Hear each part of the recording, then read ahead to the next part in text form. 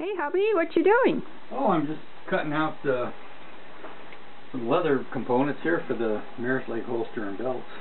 So, yeah, just slowly cutting through here, and as you can see here, I've got really thick leather here, and normally a lot of people think that when they cut leather, they have to cut right straight through the leather and then continue trying to cut the thick piece, but I always suggest to people that you take your blade and make a nice beginning score into your leather along the lines that you're going, and then come back again and cut a little bit more, and then continue doing that and work your way from one end to the other.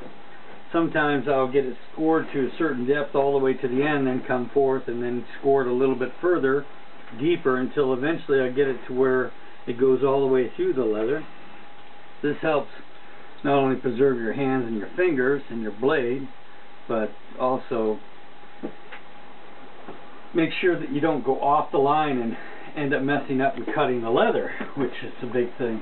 A lot of guys like to get a head knife like this, and you can take it and you can score it the same way, and some folks say, well, I can get the good depth all the way down, and as you can see, I'm into there and it's sticking now, it's binding, even though it's really sharp.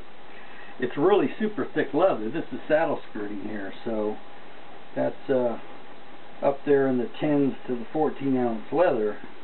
And here you can score it, as you can see, slightly coming along, and you can handle it fairly well when you know how to use it. Some people use knives like this, and they'll score it this way. But the disadvantage is when you're cutting really heavy-duty leather is you're always having to go over and grabbing your sharpener or your stone. I have some fine stones here and stuff like that, and then you're always ending up having to sharpen them on a constant basis. When you're doing real thick stuff like this, you can take just a little X-Acto knife. I like a smaller one. It's easier to control the blade. The blade isn't so thick. It's a little thinner.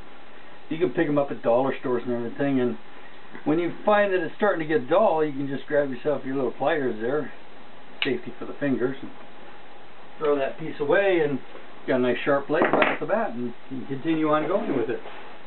Wow, cool. As always, great information. If you want more of this, subscribe to our channel, and please go check out beavermountainworks.com. Look at our products, and we'd really love it if you sign up for our newsletter. Take care.